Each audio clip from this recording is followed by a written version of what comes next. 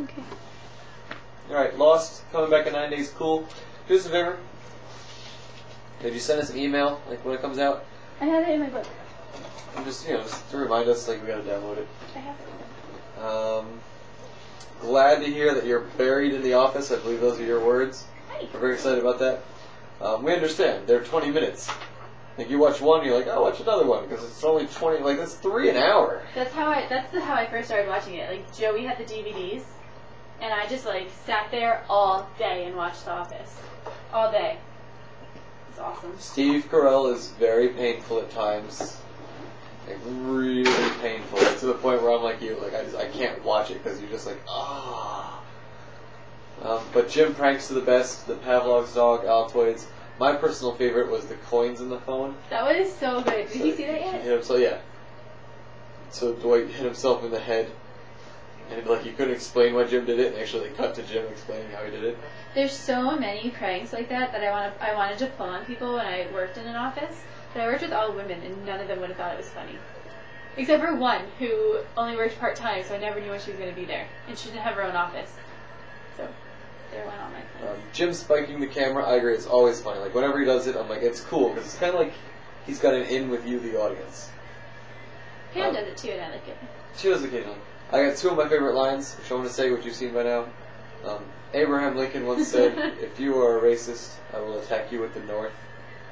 So funny. And the other one is when this is one of the Christmas ones, like where Steve Carell's really upset. It goes, Jim, take New Year's away from Stanley. And that's where Jim like spikes the camera, like, what the hell am I going to take New Year's away from Stanley? So that's real funny. I like in the first one where he pretends he's Hitler, he goes, I'm Hitler. So funny. I'm glad you like Toby. Toby is my favorite side character. Everything he says is straight up gold, and it's so funny that Steve Carell hates him for no reason. There's another really great Toby thing in the first episode where he's like, and Toby's not really part of his family. Yeah. Because he's divorced. Like, Steve Carell just hates Toby. Like, and they never give any reason for it. Like, really. Because he's in PR. Yeah, it's like, other than the fact that, like, because he works for corporate, so he doesn't really work for Steve Carell. Like, that's it. That's the only reason they ever give.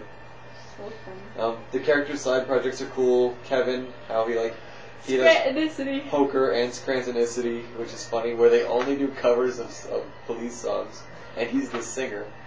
And the drummer. Yeah, and Stanley does crosswords. Meredith is an alcoholic. Angela loves cats. Oscar's gay. Reed is just completely insane. Creed is just... Creed, I call him Reed. Creed is just friggin' like... He just gets weirder the more you watch the show. I love that Dwight was a volunteer sheriff's deputy. Actually, my next quote is, I love Dwight.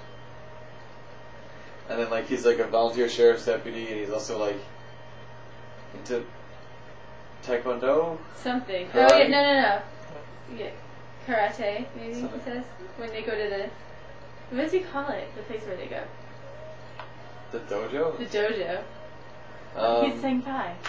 I like the episodes where he's fired. That's a good carryover episode. He's fired in one episode, and then the next...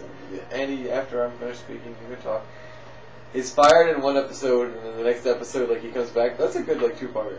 My favorite, I think, thing that ever happened is the first time Dwight goes to corporate behind Michael's back, and Michael, like, forgives him, and then after, like, the commercial break, they come back, and Michael's like, it turns out I was still angry, and he made Dwight stand there with the liar sign. I think I almost wet my pants. I must have laughed for, like, 10 minutes. The first time we saw it, oh my God, lost it with the liar sign. That was so funny. I agree with you. I like it when Steve Carell's the straight man, because it does happen occasionally, and when it does happen, it's gold.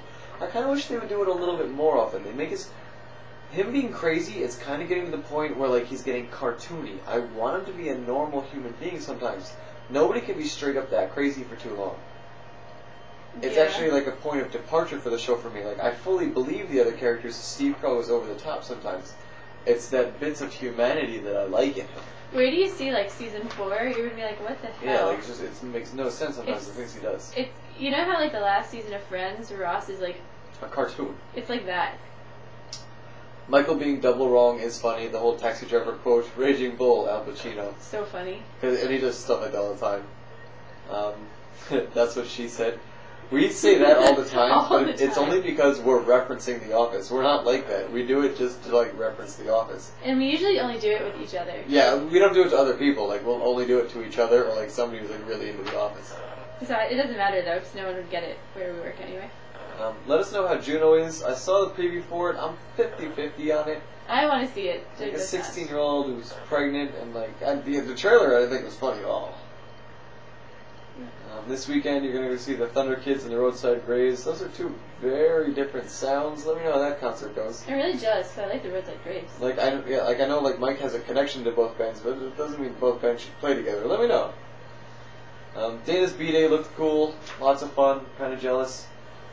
And the last thing we want to talk about here is Annie and School Food. Oh my god, I thought this was so funny because I say so funny too much, but my kid was giving a speech about where they wanted to go visit, I think.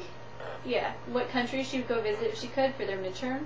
She's like, I want to go to America. One of the reasons was because she wants to study there and have their school lunches, because the school lunches are so boring here. All they get is like kimchi and kimbap and like rice and all this stuff over and over. She's like, an American food will be interesting and different. If you want to die. I thought that was funny. You're not gonna die. It's School Food. I just thought that was really funny. And also, I had a kid today. They had to write sentences, and like they were like with the words "eat," "drank." So his sentences were like, "I drank human blood. I ate human flesh." What about Wild? Oh, that's another girl wrote a sentence. I can't wild my robot. Because who can? Because if you have a robot, you don't want to wild it. Anyway, we're running out of time, unless we're going to do a whole nother video. No, I think that's going to be it. So, sorry that everything screwed up last time, but like we did hit most of the important things this time. And thank you for the interim videos to keep it going. And we hope this is enough. Otherwise, email us if you want some more. Bye. Bye. Fuck you. Fuck you.